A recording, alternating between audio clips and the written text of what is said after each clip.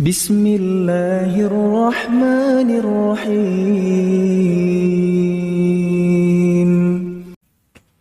Alhamdulillah, puji syukur kita haturkan kehadirat Allah Subhanahu wa ta'ala. Di siang hari ini kembali kita melanjutkan kajian rutin membaca buku Bulughul Maram yang diselenggarakan oleh DPPAI Universitas Islam Indonesia. Dan insya Allah di kesempatan kali ini kita akan mengupas pembahasan lanjutan dari kajian sebelumnya, yaitu tentang masalah hukum melaksanakan tahiyatul masjid. Pada pertemuan sebelumnya telah kita sampaikan bahwa istilah tahiyatul masjid termasuk di antara istilah yang syar'i. Artinya penyebutan sholat 2 rakaat yang dilakukan oleh seorang muslim ketika masuk masjid dengan istilah tahiyatul masjid itu ada landasannya. Dan landasannya adalah sebuah riwayat dari Ibnu Mas'ud radhiyallahu anhu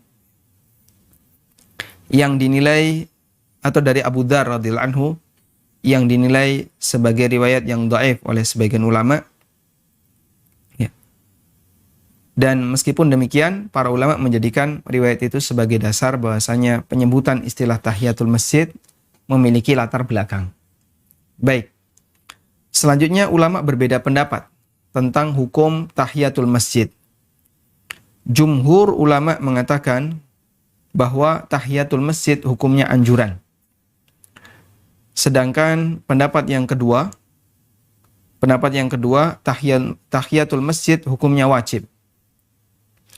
Dan pendapat yang kedua yang mengatakan bahwa tahiyatul masjid hukumnya wajib adalah pendapat ahlu dhahir, ulama dhahiriyah, dan dinilai lebih kuat oleh Ibnu Daqiqil Id, kemudian As-San'ani dan Asy-Syaukani, serta dhahir dari pendapat Syekh Albani ya, dan beberapa murid beliau rahimahumullahul jami'. Taib. Sementara menurut jumhur tahiyatul masjid tidak wajib dan hukumnya anjuran. Salah satu di antara dalil yang menunjukkan bahwasanya tahiyatul masjid hukumnya tidak wajib adalah ada sahabat yang dia masuk masjid ketika Jumatan sementara Nabi SAW sedang berkhutbah. Lalu orang ini membelah berbagai macam membelah soft yang ada di depan, yang itu menyebabkan orang jadi terganggu karena pundaknya dibelah, ada yang dilangkai dan seterusnya. Melihat kejadian itu, Nabi SAW langsung mengatakan kepada yang baru datang tadi, Ijlis faqad adzaita. Ijlis faqad adzaita. Duduk, kamu ganggu. Sehingga Rasulullah SAW perintahkan orang ini untuk duduk, dan beliau tidak meminta orang ini untuk sholat tahiyatul masjid. Sehingga ini menunjukkan bahwasanya tahiyatul masjid hukumnya tidak wajib. Juga berdasarkan riwayat yang lain, di mana ada 3 orang yang ketika Nabi SAW sedang isi kajian, tiba-tiba datang 3 orang ini. Lalu orang pertama dia duduk mendekat, orang yang kedua dia duduk di belakang, orang yang ketiga dia pergi. Dan Nabi SAW tidak menyuruh orang yang duduk di dekat Nabi SAW untuk tahiyatul masjid. Padahal kajian itu diselenggarakan di masjid. Baik, ini mengenai hukumnya. Dan wallahu alam, pendapat yang lebih mendekati dalam hal ini adalah pendapat yang mengatakan anjuran, yang itu merupakan pendapat jumhur ulama. Berikutnya, catatan berikutnya tentang tahiyatul masjid adalah apa hukum tahiyatul masjid yang dilaksanakan di waktu larangan.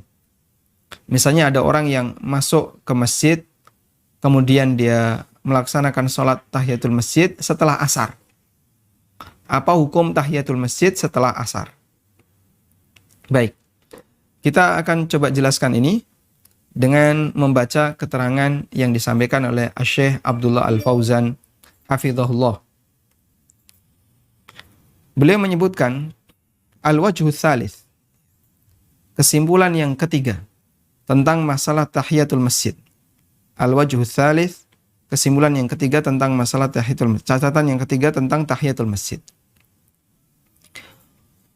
Umumul hadis, berdasarkan makna hadis yang bersifat umum, menunjukkan bahwa orang yang masuk ke dalam masjid, lalu dia sholat tahiyatul masjid, hukumnya diperbolehkan meskipun dilakukan di waktu larangan. Wa hadza huwal ashahhu fi madhhab Syafi'iyah wa riwayatun 'anil Imam Ahmad. Dan ini pendapat yang lebih sahih dalam madhab Syafi'iyah dan salah satu riwayat dalam madhab Imam Ahmad, serta pendapat yang dipilih oleh Ibnu Taimiyah dan murid beliau. Wa qad nasara Ibnu Taimiyah hadzal qaul. Dan Ibnu Taimiyah membela pendapat ini, dan beliau sampaikan ini dikutip dalam Majmu' Fatawa. Nah, wajhu dzalika, alasannya adalah bahwasanya hadis yang berisi larangan untuk salat, yaitu la salata ba'da subhi hatta tatlu asy-syams wala ba'da al-'asri hatta taghruba asy-syams. Tidak ada salat setelah subuh sampai terbit matahari, tidak ada salat setelah asar sampai terbenam matahari. Hadis ini, kata beliau, qad thabata takhsisuhu biqada'il fa'itati wa i'adatil jama'ati wa raq'atai tawaf. Hadis ini adalah hadis yang maknanya itu mengerucut, maknanya diperkecil, dipersempit, ya, sehingga tidak mencakup semua sholat. Ya. Kalau kita baca dari tekstual hadis, tidak ada sholat setelah subuh sampai terbit matahari. Tidak boleh sholat setelah asar sampai terbenam matahari. Berarti tidak boleh sholat apapun, tidak boleh sholat apapun ketika setelah subuh dan setelah asar. Setelah subuh sampai terbit matahari, setelah asar sampai terbenam matahari. Tidak boleh sholat apapun.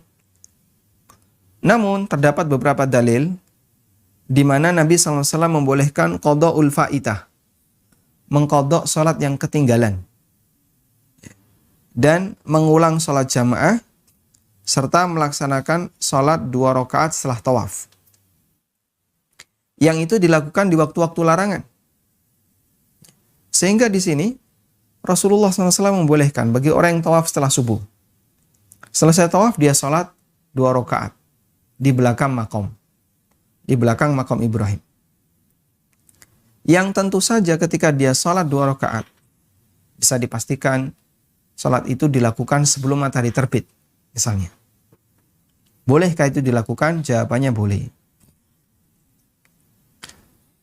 Sehingga ada beberapa hadis yang menunjukkan bolehnya melaksanakan sholat tertentu di waktu larangan.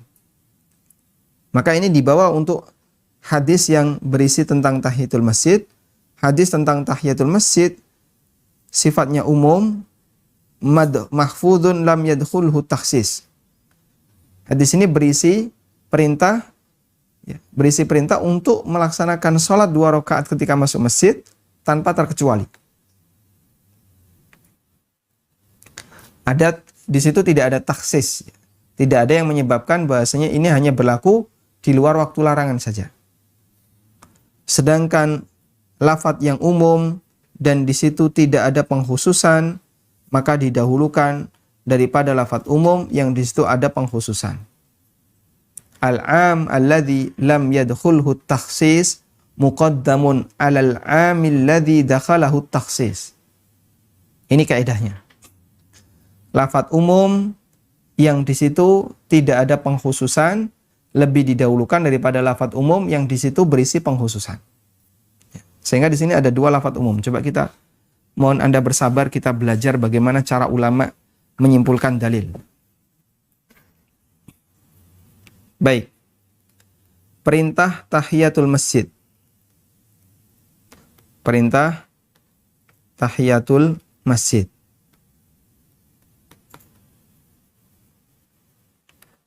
Kemudian larangan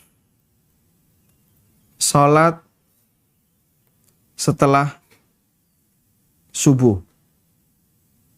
Baik. 2 ini lafadznya umum. Dua ini lafadznya umum. Hanya saja untuk yang kedua, larangan sholat setelah subuh, ini ada dalil lain yang memberikan pengecualian.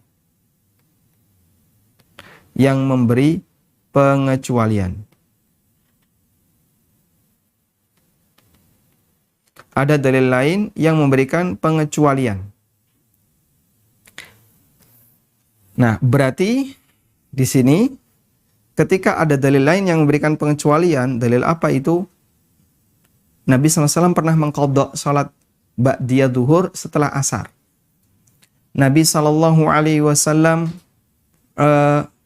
mengizinkan bagi orang yang ketiduran untuk segera salat ketika dia bangun. Dan bisa jadi ketika itu matahari sedang terbit. Baik. Sehingga qadha'ul fa'itah, mengqadha salat yang ketinggalan, itu boleh dilakukan saat waktu larangan.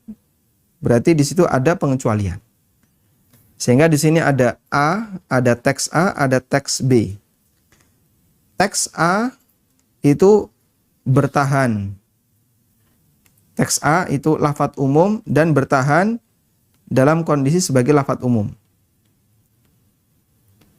Lafadz umum dan dia bertahan. Teks B di situ lafadz umum tapi dikecualikan. Sudah? Teks A lafadz umum yang bertahan, teks B lafadz umum yang dikecualikan.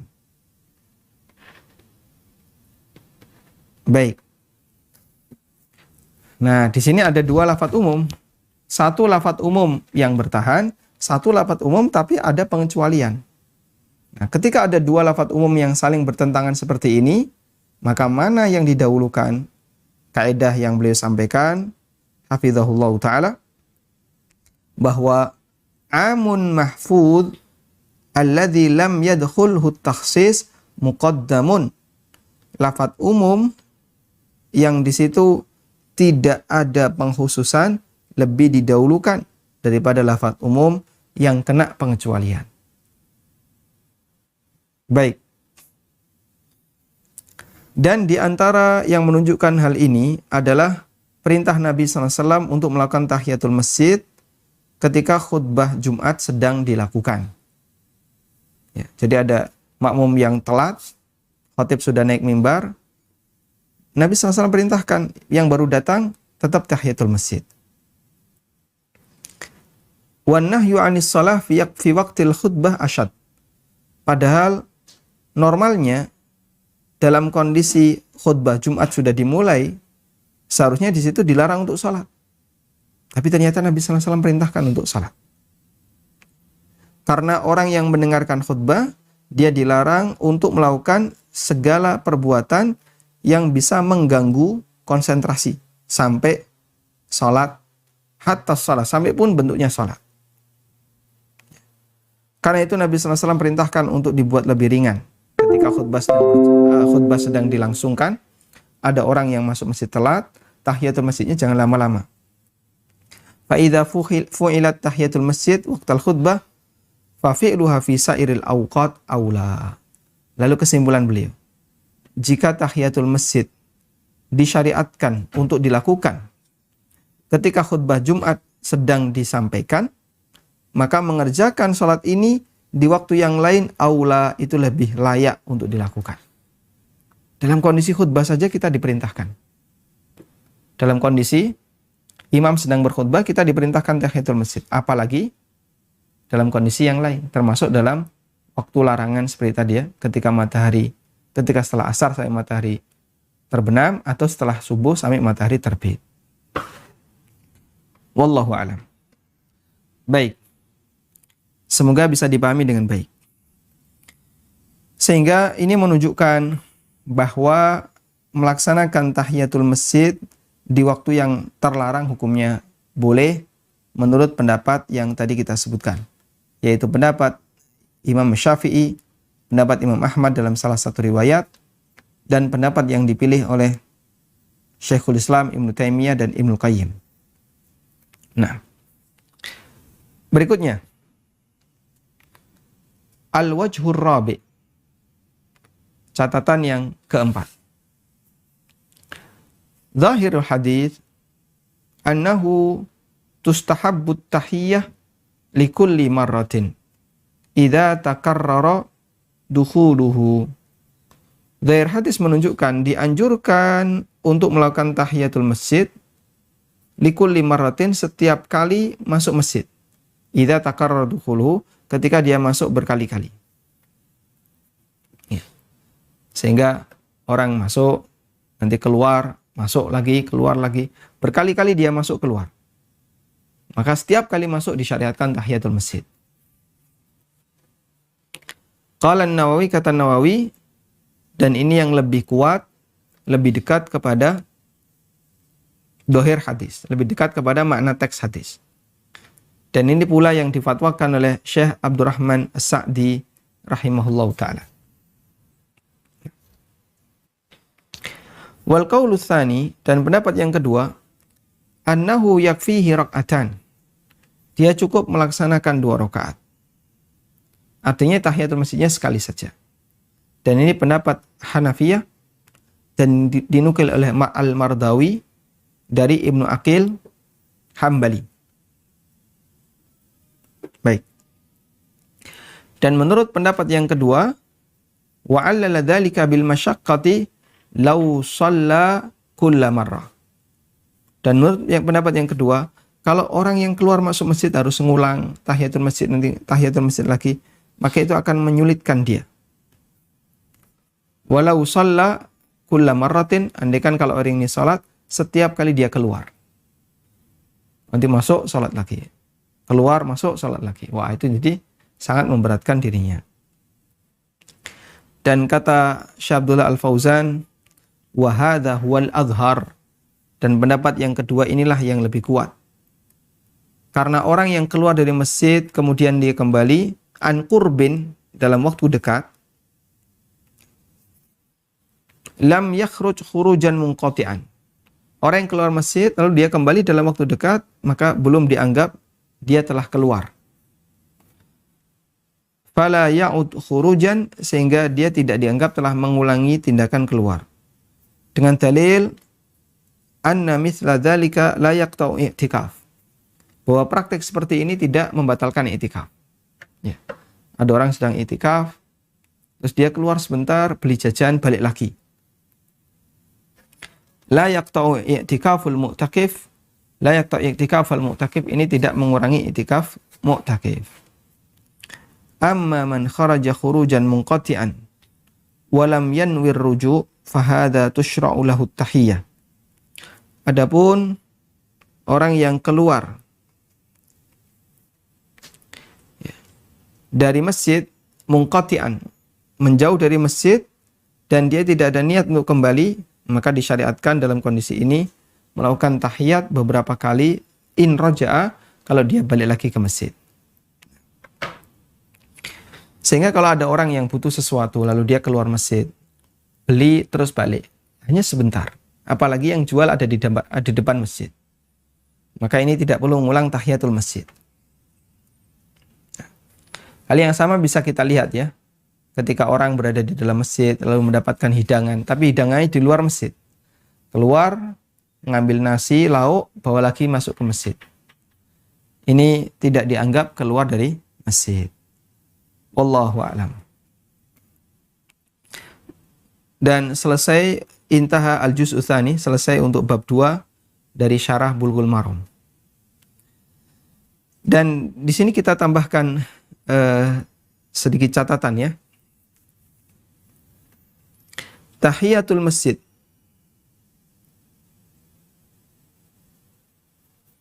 Tahiyatul masjid ini disebut sebagai salat karena sebab.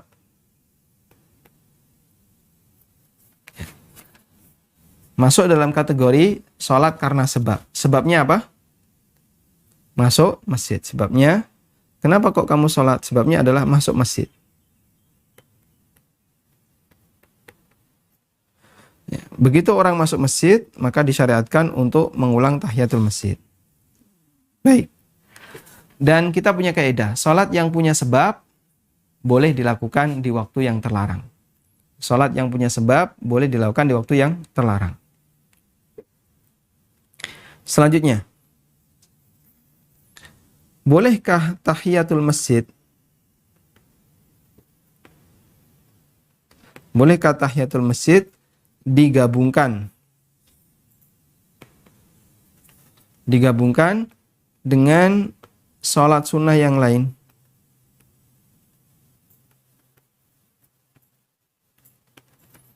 Bolehkah tahiyatul masjid digabungkan dengan sholat sunnah yang lain? Pendapat yang kuat, wallahu a'lam, tahiyatul masjid boleh digabungkan dengan sholat yang lain. Karena di posisi ini tahiyatul masjid ya, karena sholat tahiyatul masjid itu adalah sholat yang ghairu maqsudan lidzatihi.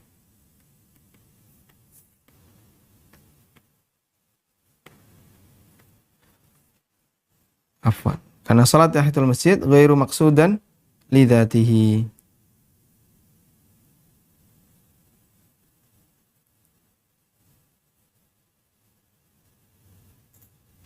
Baik. Ghairu maqsudan. Artinya yang penting pokoknya kamu kerjakan salat 2 rakaat setiap kali kamu masuk. Terserah salat itu apa. Sehingga tahiyatul masjid bisa gabung niat dengan qobliyah. Atau bisa juga gabung niat dengan sholat antara 2 adzan. Antara adzan dan iqamah. Karena itu Anda bisa perhatikan,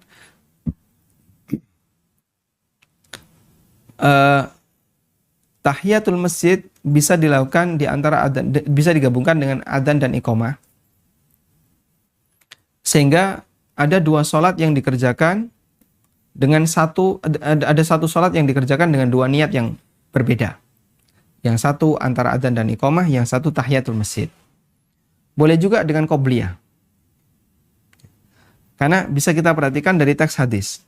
Nabi SAW mengatakan, "Idza dakhala ahadukumul masjidah." Kalau kalian masuk masjid, jangan duduk sampai sholat 2 rakaat. Sholat apa ini? Yang penting pokoknya sholat sunnah 2 rakaat. Sehingga bisa nggak langsung gabung dengan sholat yang lain? Jawabannya boleh. Yang penting pokoknya masuk masjid sholat sunnah 2 rakaat. Wallahu a'lam.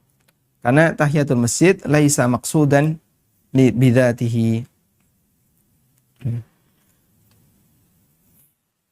Bukan termasuk di antara sholat yang harus diwujudkan tersendiri. Sehingga boleh nebeng ke yang lain. Sama seperti istikharah. Nabi SAW ketika mengajarkan istikharah, falyusalli rak'ataini min ghairil fariidhah. Kerjakan salat 2 rakaat selain salat wajib. Sehingga dalam salat istikharah, yang penting pokoknya salat sunnah 2 rakaat, terserah salat apa. Kemudian setelah itu berdoa. Sehingga istikharah bisa nebeng dengan apa? Dengan ba'diyah, kalau ada ba'diyah. Jika dia niat ba'diyah dan niat nanti akan membaca doa istikharah. Boleh. Wallahu a'lam. Baik. Selanjutnya, sesuai dengan namanya, tahiyatul masjid. Sesuai dengan namanya tahiyatul masjid, maka ini hanya berlaku jika pelaksanaannya di masjid. Jika pelaksanaan di masjid. Kalau pelaksanaannya tidak di masjid, tidak berlaku. Contohnya gimana Pak? Misalnya sholat id di lapangan. Apakah perlu tahiyatul masjid? Tidak. Sehingga sholat id di lapangan Tidak perlu tahiyatul masjid karena lapangan itu bukan masjid. Meskipun dia jadi tempat sholat sementara ketika orang mau melaksanakan sholat Id. Wallahu a'lam. Baik, mungkin demikian yang bisa kita sampaikan sebagai pengantar. Semoga bermanfaat. Wassallallahu ala nabiyyina Muhammadin wa ala alihi wa sahbihi wasallam.